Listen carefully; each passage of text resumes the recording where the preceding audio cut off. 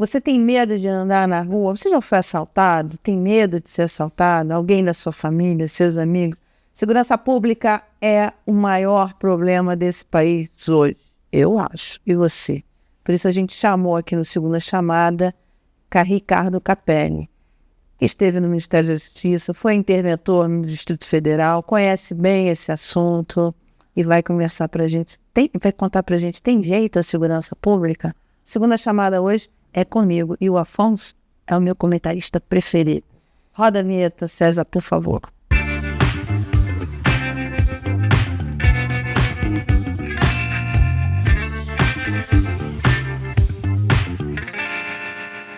Muito obrigada, Ricardo Capelli, interventor, presidente da BDI e futuro governador, pode falar isso? Capelli, sério, segurança pública, desde que eu sofri um assalto, escrevi sobre isso, está no nosso site, converso com muita gente e esse é o tema, à direita, à esquerda, ao centro. Não tem jeito da segurança pública no Brasil? Mara, veja, quando você pergunta às pessoas, quando você diz que para você é o principal tema do Brasil, não é para você. Todas as pesquisas recentes de todos os institutos têm apontado segurança pública como a principal preocupação da população do país. Segurança pública tem jeito? Tudo na vida tem jeito, né? Só não tem jeito para morte e tem gente até que... E para os impostos. Não? Mas tem jeito. Agora, veja, ela só tem jeito se ela for tratada como uma prioridade nacional. Se ficar cada um no seu quadrado, fazendo um pouquinho e sem ter a prioridade do comando do país, da elite do país, quando eu falo da elite, não é só do Poder Executivo, tem que ser a prioridade do Poder Judiciário, tem que ser a prioridade do Poder Executivo, tem que ser a prioridade do empresariado do Brasil. Ou você tem uma ampla mobilização nacional, é muito difícil resolver. Por quê? Porque o crime no Brasil hoje, ele foi para um patamar de organização, foi para um patamar financeiro imenso. Você tem duas organizações criminosas principais do país que passaram a organizar o crime no país inteiro. Antes você ainda tem, quando faz a pesquisa, ainda aparece muitas organizações, já aparecem, tem 80, tem 70 organizações criminosas com nomes diferentes. Mas todas elas, de uma forma ou de outra hoje, estão vinculadas a esses dois troncos centrais que fazem as movimentações no atacado e que distribuem para essas organizações locais de droga, armamento, e que fazem a conexão também do crime no Brasil com um crime transnacional. Essas organizações têm ligação com a máfia dos Balcãs, com a máfia russa, com a Cosa Nostra, enfim, com os grupos da Itália, com a Europa inteira, com os Estados Unidos, com o México. Então, eles organizam. Então, isso são organizações muito poderosas. Você está falando de organizações que faturam, Mara, bilhões e bilhões de reais por ano e que estão hoje envolvidas em boa parte das atividades lícitas do Brasil, porque elas estão migrando para esquentar e lavar dinheiro, investindo em empresas, em setores econômicos do dia a dia. Então eles estão na área de combustíveis muito forte, eles estão na área da saúde, eles têm hospital hoje, tem informação de que eles têm hospitais, dirigem OS, têm empresas de alimentação, estão disputando licitação em várias prefeituras, em governo do estado. Eles estão... É o estado, então? Veja, eles têm imobiliária. No mercado imobiliário eles atuam muito forte. Eu citava para você até, quer dizer, em 2023, numa operação da Polícia Federal, nós pegamos 136 apartamentos de uma dessas organizações, sendo um prédio inteiro de frente para o mar em Balneário Camboriú, né? Então eles estão em variados setores. Isso para falar da economia. No que diz respeito aos poderes, eles estão penetrando também nos poderes. Eles estão financiando candidatos, eles estão Eles os são próprios candidatos? candidatos. eles... Veja, quando ele financia um candidato financiado pelo crime é do crime, né? Então faz pouca diferença. Então eles estão financiando candidatos, eles estão elegendo pessoas, eles estão penetrando não só no legislativo, mas penetrando no executivo, eles estão penetrando no judiciário. No judiciário eles penetram de duas formas. Eles estão preparando gente para concurso público, eles estão formando gente e preparando para concurso público, e eles também estão entrando através dos famosos escritórios de advocacia, tá? Porque Tem razão. você tem escritórios de advocacia poderosíssimos no Brasil que atuam em grandes causas dos mais variados setores, e o crime viu o seguinte: olha, se esse aqui é um caminho para me ajeitar com o judiciário, o crime também, onde passa um boi, passa boiado. Então, veja, eles estão hoje, Mara, veja, eles avançaram para boa parte da Amazônia brasileira, eles estão operando fortemente na Amazônia brasileira, porque ali é uma rota importante de escoamento da produção de droga daquela região. Eles operam fortemente na tríplice fronteira. Nós estamos falando de algo de 100 a 120 barcos que ficam toda noite indo e voltando. Na região de Foz do Iguaçu. Na tríplice fronteira. Enfim, então é uma situação muito difícil. Veja, eles estão rodando todo esse dinheiro por dentro do setor financeiro, por dentro do... Porque, veja, quando você vai para a escala de bilhão, não é mais em mala, não é mais em sacola de supermercado que o dinheiro está. Ele está rodando por dentro do sistema financeiro, de bancos, de fintechs. É por aí que ele está rodando. Então, veja, você não... É difícil você...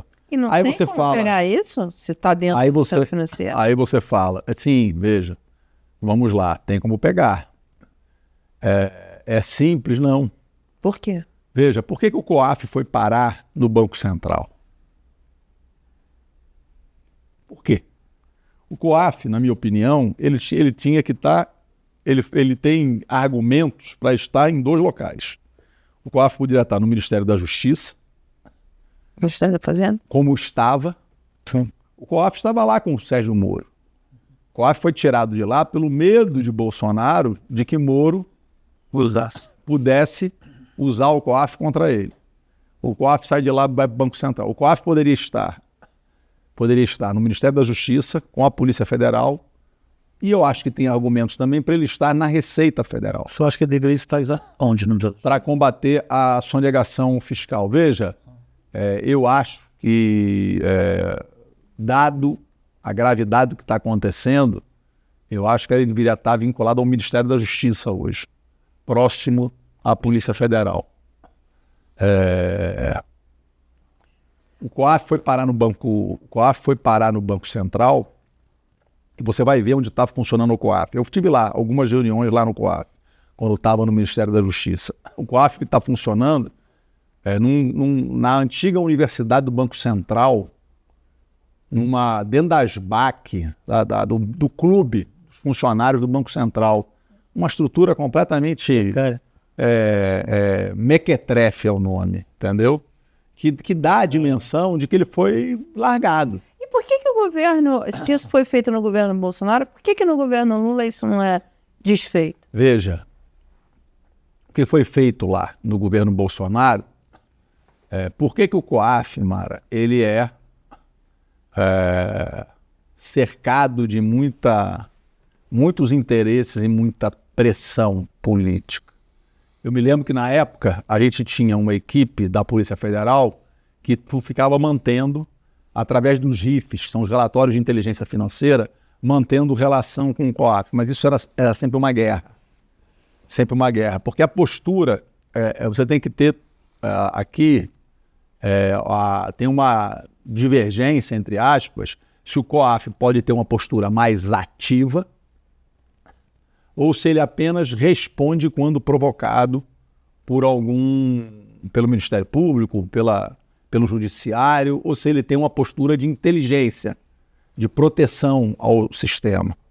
E prevaleceu no COAF, enquanto Roberto Campos estava lá, essa visão de um COAF mais passivo. Eu tive 2 reuniões com Roberto Campos Neto, com o ministro Flávio Dino.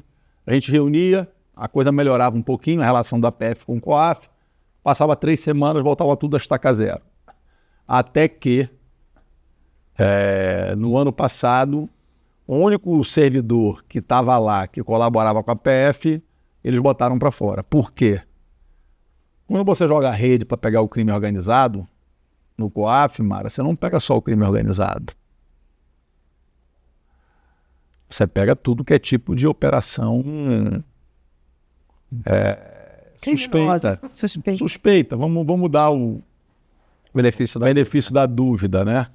Você pega tudo que é tipo de operação suspeita. Então, veja, há uma pressão gigantesca sobre o COAF para que o COAF não funcione. Então, eu não sei agora como está, mas a informação que eu tive recentemente é que a Polícia Federal, a partir da posse do Galípolo, deve retomar a direção, a colaboração, a cooperação estreita com o COAF. A informação que eu tenho é que isso está em curso nesse momento. Mas nós perdemos 2 anos. Tá? A informação que eu tive até é que é um policial federal muito competente, muito capaz, o Ricardo Saad, que ele é o diretor, acho que não sei se é ou era ou está saindo para o COAF, que era o diretor de combate ao crime organizado, às organizações criminosas na Polícia Federal. É um policial muito capaz, muito qualificado. Mas veja, é uma luta permanente. Né? Você estava lá no Ministério da Justiça, como é que é a relação do Ministério da Justiça com governadores, por exemplo? Porque qual é o papel dos governadores? E, por exemplo, eu fui assaltada em São Paulo e meu dinheiro foi parar em Balneário Camboriú. Você está falando de 2 estados, São Paulo e Santa Catarina. Aí você falou, a Amazônia, o crime organizado passa por lá também. Então, quer dizer, ele tem uma série de ramificações. Muito dificilmente você tem hoje no Brasil um crime importante que começa e termina no mesmo estado. Os crimes mais complexos, mais importantes, eles são espalhados em vários estados. Tem um crime no Rio, a quadrilha opera no Rio, em Minas, quer dizer, tem uma rede, porque as organizações estão verticalizadas. Então é muito difícil você ter um crime que começa e termina. Isso dá a dimensão, isso implica que isso é necessariamente uma questão nacional. Tá? A relação com os governadores é sempre boa. Agora veja, o governo federal, ele tem muito poder para atuar no que diz respeito à inteligência. Mas do ponto de vista do efetivo, o efetivo do governo federal é muito pequeno. Você tem uma ideia, a gente tem hoje na Polícia Federal 13 mil homens para cobrir 23 mil quilômetros de fronteira, 16 mil quilômetros de fronteira seca e 7 mil de fronteira marítima. É absolutamente impossível. Quer dizer, a Polícia Federal precisava triplicar o efetivo da Polícia Federal. Nós temos 12 mil homens na Polícia Rodoviária Federal, homens e mulheres, para policiar 75 mil quilômetros de rodovias federais. Essa conta fecha? Quer dizer, por isso que eu digo que não é um problema de um ou de outro. Quer dizer, se isso é uma prioridade nacional, você teria que dar consequência a essa prioridade inclusive sob o ponto de vista do orçamento público. Então você teria que deslocar o orçamento público para triplicar a Polícia Federal, você teria que deslocar o orçamento público para triplicar a Polícia Rodoviária Federal, você teria que investir no Fundo Nacional de Segurança. O Fundo Nacional de Segurança Pública, ele gira em torno de 2 bi e 100 por ano. Metade disso, 1 bi e 50, é repasse obrigatório aos estados. Quando você divide pelos 27, dá pouquinho dinheiro para cada um. Sim. Sobra 1 bi e 50 para o fundo. Disso aí, em torno de 550 milhões é para financiar a Força Nacional de Segurança Pública. E 70% desse efetivo hoje, 70% a 80%, está em terra indígena, cobrindo confusão, conflito em terra indígena. Sobra para fazer segurança pública no Brasil, quando você tira o repasse obrigatório e a Força Nacional, 400, 500 milhões de reais por ano, gente. Isso é nada. Valor irrisório. Eu quero trazer uma questão aqui, Mara, que é a PEC da Segurança Pública, que foi apresentada pelo ministro Ricardo Lewandowski, porque ele está tentando enfrentar isso de alguma forma com dificuldades. A Mara falava da questão dos governadores, eu estava acompanhando até recentemente o Ronaldo Caiado aqui em Brasília, ele foi no lançamento lá da Frente do Livre Mercado, e ele duramente criticando essa PEC, dizendo que o governo federal, na verdade, está querendo interferir na autonomia dos estados em relação à segurança pública, ou seja, o Caiado está vocacionando muitos governadores que é totalmente contra essa iniciativa do ministro Lewandowski de tentar dar uma maior uniformidade a todas essas questões. Esta PEC da segurança pública que foi apresentada, que tem entre uma das questões lá, trazer o Sistema Único de Segurança Pública para a Constituição, constitucionalizá-lo, você acha que é um bom texto ou ele realmente merece essas críticas que está recebendo? Não, veja, acho que é um bom texto, acho que o ministro Lewandowski faz um trabalho positivo, que é fortalecer o conceito de você ter um sistema único. Tá? Então acho a PEC importante, acho que as críticas que o Caiado faz são próprias da TPE, que é a tensão pré-eleitoral que a gente já começa a viver no país. O Caiado é candidato a presidente da República e o Caiado pegou a segurança pública como bandeira central, quer ser o xerife nacional. Então acho que faz parte do show, né? Faz parte do jogo. Mas eu encontrei críticas à esquerda também. Tem gente da esquerda que também critica, que diz que essa PEC ela vai, no Congresso, enfim, favorecer mais a bancada da bala, porque a PEC entra de um jeito e sai de outro, enfim. Veja, o problema, Mara, não é a PEC. Primeiro, do ponto de vista da segurança, todo mundo sabe o que tem que fazer no Brasil. O que tem que fazer, né? Veja, Mara, nossos portos são uma peneira. A nossa fronteira marítima é uma peneira. Sai tudo. Hoje não sai por avião, sai tudo pelo mar. Tudo, sem imaginar. Sai pelo mar. O Brasil é rota de tudo, de arma, de droga, de tudo. Certo? Sabe, a Receita Federal faz um belo trabalho. No que diz respeito às cargas que entram e saem, a Receita ela montou um sistema inteligente que apertou muito a fiscalização na parte seca do porto. Só que isso não resolve. Por quê? Porque eles operam tudo isso pela parte molhada do porto. Sabe qual é o único porto do Brasil que tem um radar que verifica o que está acontecendo na parte molhada do Brasil? É o Porto do Espírito Santo, que é o famoso VTMS. Santos, que dizem que é o maior porto do hemisfério sul, até hoje não tem. Eles operam pelo mar, eles operam com pequenos barcos, eles operam com mergulhadores, eles operam em Santos, porque não tem. É um radar que custa 50 milhões de reais. Para o Porto de Santos, como se o povo disse, é dinheiro de pinga. Por que não tem? Né? Nossa, então veja, nós teríamos que ter uma fiscalização muito maior nos portos, com radares, com efetivo. Nós temos, Mara, 80 mil homens na Marinha Brasileira, se não me engano. Por que esses homens não podem... Veja, nós temos... São 80 mil, eu estava aqui lembrando, veja. Nós temos 13 mil homens na Polícia Federal, 12 mil homens na Polícia Rodoviária Federal. Temos 226 mil homens no Exército, temos 65 mil homens na Aeronáutica e pouco mais de 80 mil homens na Marinha. Se eu não me engano, desses 80 mil homens da Marinha, 50 mil no Rio de Janeiro. Por que a gente não usa esse efetivo que a gente tem? E veja, eu vejo muito, eu brinco, eu chamo de policiólogo fazendo tese. Não pode envolver as Forças Armadas. Meu irmão, você tem que usar o que está à mão. Porque é o seguinte, veja, eu vi outro dia um debate num telejornal de uma TV, o pessoal falando, não, porque Nova York resolveu o problema da segurança pública, tolerância zero. E eles aumentaram em 40% o efetivo de policiais e passaram a pagar $11 mil por mês a cada policial.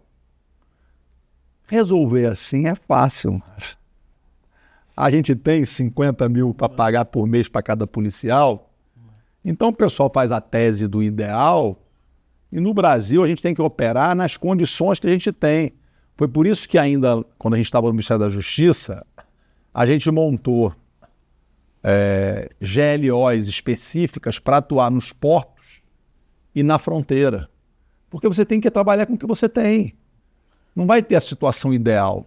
Por que a Marinha não pode ajudar? Por que o Exército não pode ajudar? Por que a Aeronáutica não pode ajudar a patrulhar as fronteiras?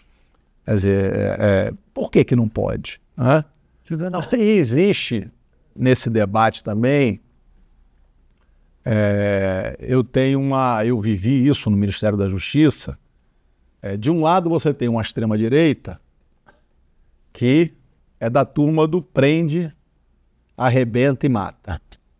E do outro lado você tem uma turma, uma parte do campo da esquerda que está agarrado a um garantismo romântico, na minha opinião, absolutamente ultrapassado, porque não está entendendo o que está acontecendo no Brasil. Então você fica no meio desse caminho, né? De um lado, tem gente que acha que vai resolver a situação, entendeu? Fazendo uma roda de ciranda e declamando uns poemas pela paz. E do outro lado, você tem uma turma que acha que a solução é matar todo mundo, quer dizer. Então falta equilíbrio nisso aqui. Veja, o monopólio do uso da força é do Estado. Eu não admito bandido, eu não acho que é admissível um cidadão andar com um fuzil como anda, Ébole, nas ruas do Rio. Sim. À luz do dia, portando fuzil, portando pistola, e achar que isso é normal, gente. Isso é arma de guerra. Esse cidadão está em guerra contra o Estado. E assim tem que ser tratado. Não é possível. Quer dizer, o cara está com um fuzil, portando fuzil. O cara está dominando o território. Eles estão tomando parte do território nacional. Tem território em algumas cidades do Brasil hoje que o Estado não entra. Eles botam, eu já vi vários. Eles cavam trincheira na favela da Maré. Eles cavam trincheira, botam placa de aço em cima da vala de dia. De noite eles puxam a placa de aço, nem o caveirão entra, porque cai na vala. Isso é guerra, isso é guerrilha.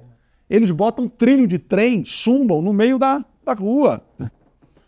Roubam o trilho de trem e chumbam no meio da rua. O carro não entra.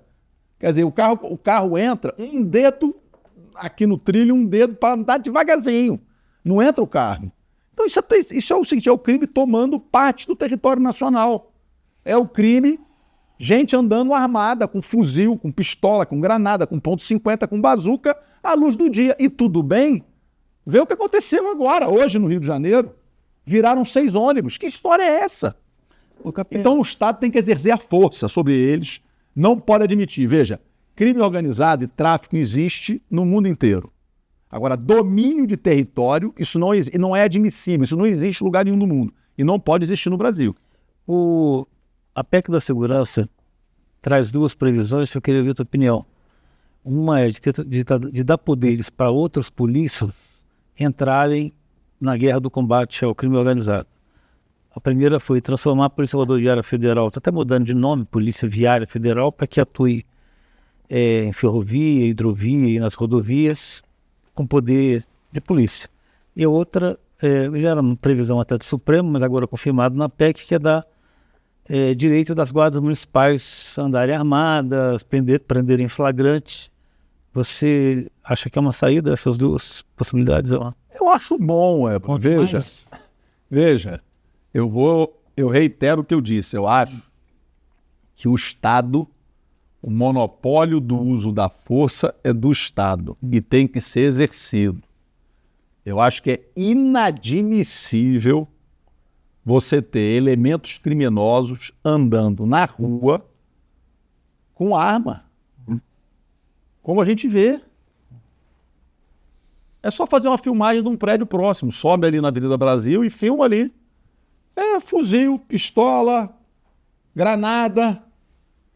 À luz do dia, gente, tá todo mundo vendo e tudo bem. E esses elementos são o quê? Então não pode, gente. Aí a polícia tem que entrar e tem que usar a força, na minha opinião. Monopólio do uso da força é do Estado. Volto a dizer, tráfico existe no mundo inteiro. Quando você chega na Itália, você não tem território dominado, tomado, com um trilho de trem no meio da rua, com um bunker armado, com a turma armada até os dentes, que a polícia não consegue nem entrar. E, gente, isso é inadmissível. Então eu acho que isso precisa ser enfrentado. Tem que ser enfrentado com inteligência, tem que ser enfrentado com tecnologia. Agora, um elemento que está com fuzil, sinceramente.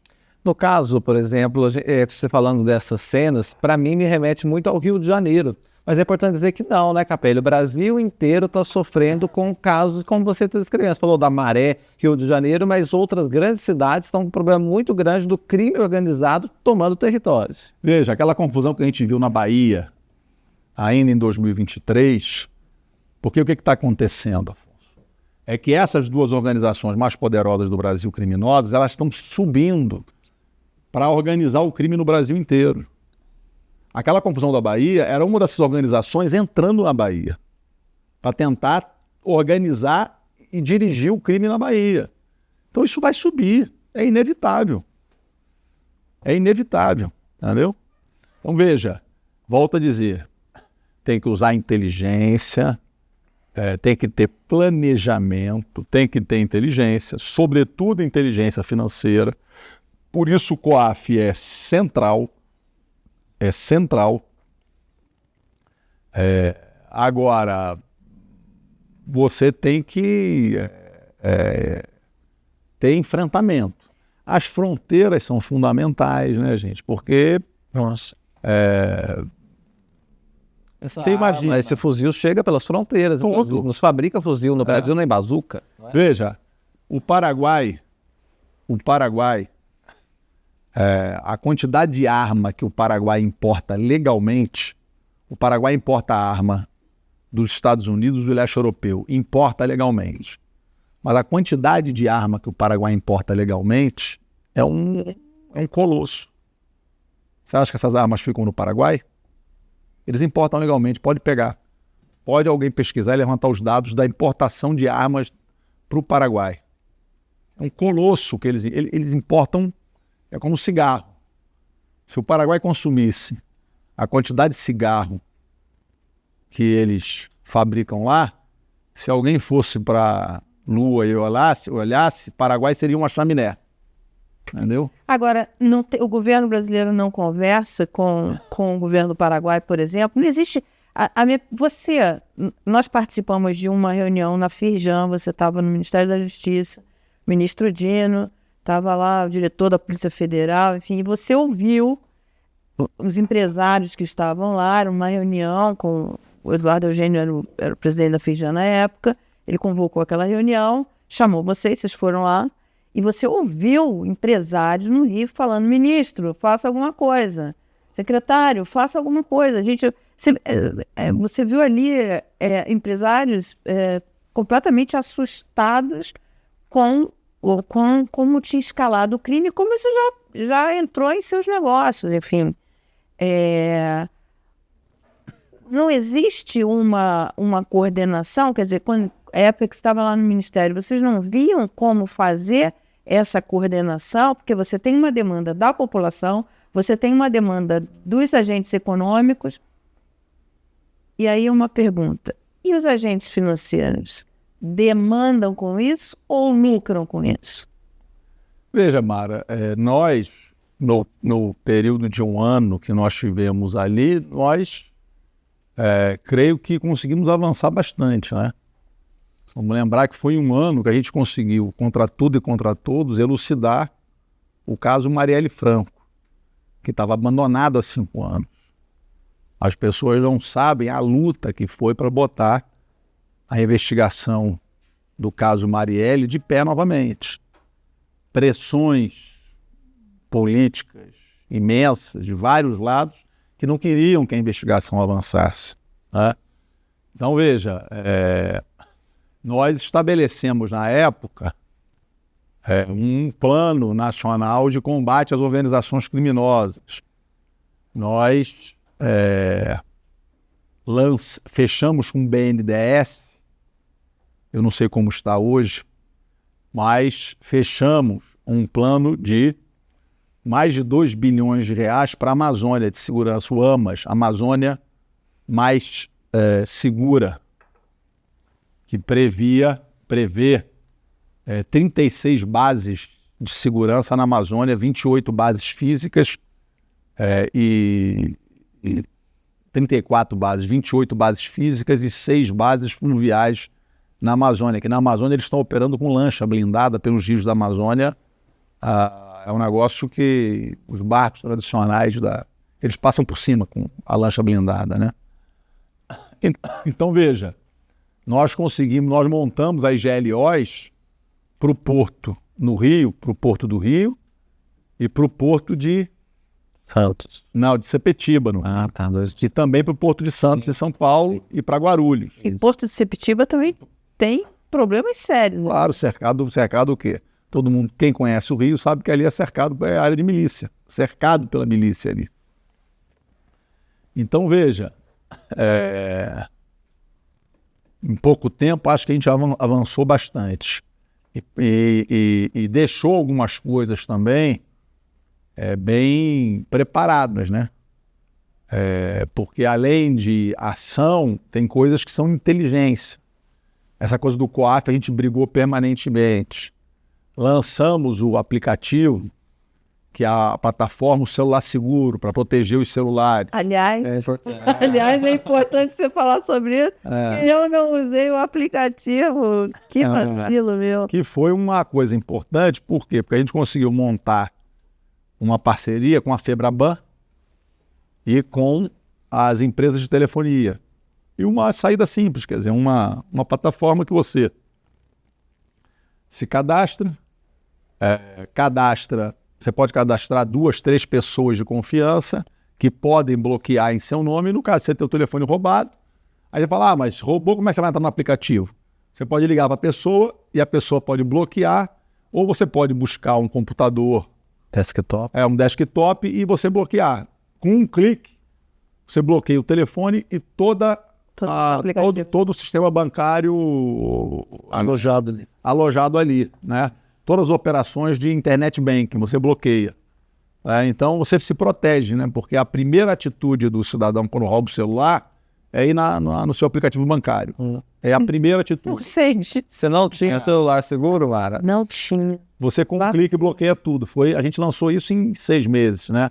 Então veja. E agora foi até aprimorado. Está sendo aprimorado. Então, até como uma questão de utilidade pública está funcionando, está melhorando, as pessoas devem cadastrar. Devem cadastrar, porque ele ajuda muito, né? E volto a dizer, isso a gente estudou um tempo, quer dizer, roubou o celular, naqueles primeiros 30 minutos, ali, 20 minutos, ali é decisivo. Porque a hora que o cidadão vai entrar na sua conta, então você perdeu o celular, foi roubado, o celular seguro, apertou o botão, bloqueia tudo. Ele não consegue fazer nada.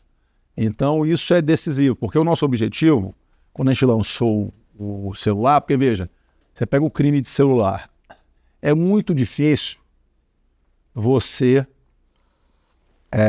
combater no varejo. um a um. A Anatel já tem um trabalho bom, tecnicamente muito bom, de identificação de celulares roubados, só que a Anatel funcionava, até então, com dados que eram repassados dos estados. As secretarias de segurança, a partir dos boletins de ocorrência, enviavam os dados para a Anatel e a Anatel bloqueava os telefones. Não foi Só que aí, veja, Éboli, a gente foi ver, tinham estados como o Rio de Janeiro que estavam há 2 anos sem mandar informação nenhuma de celular roubado para a Anatel. Era como se durante 2 anos ninguém tivesse tido o celular roubado no Rio de Janeiro. E foi aí que eu pensei, bom, ao invés de esperar o Estado enviar para a Anatel, vamos inverter esse fluxo. O cidadão envia direto no aplicativo e eu distribuo para a Anatel, para as operadoras e para os bancos. Não foi em Fortaleza que teve uma devolução em massa de celular roubado? Você lembra dessa imagem? Lembro. Eu não sei se foi em Fortaleza. Não, foi no Piauí. Foi no Piauí? No Piauí. Aqui aí tem 2 métodos. Tem 2 métodos de você fazer o bloqueio, essa operação. Porque cada celular tem um negócio chamado e-mail, que é como se fosse um registro no chassi do celular, um e-mail. Você tem 2 métodos de fazer. O método inicial que a gente fez, eu não sei como está agora, eu não vi essa atualização, mas no método inicial, ao comunicar, a gente bloqueava o e-mail. Porque qual era o nosso objetivo? Era transformar o celular roubado numa peça de metal inútil, para desestimular o interesse pelo delito.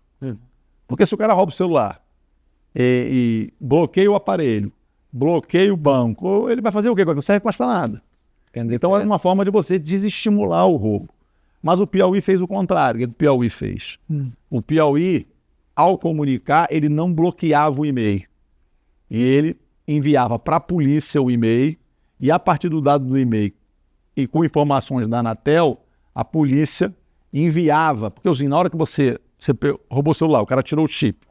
Na hora que ele bota o chip de uma outra operadora naquele celular, tem um casamento chip e e-mail, e isso vai para a Anatel. Então, se aquele aparelho subiu de novo na rede, a Anatel sabe. E aí, o que o Piauí fazia? Pegava esses dados, a Anatel informava, e aí ele mandava uma mensagem para o cara que estava com o celular, avisando, compareça na delegacia para provar que esse celular você comprou de uma fonte idônea. E aí ele comparecia. Que o governo lançou agora? É isso que eu ia falar. E aí ele comparecia. Qual é a questão desse? São 2 caminhos diferentes, mas qual é a questão desse? É que isso você fica dependendo da atitude da polícia estadual de ir atrás.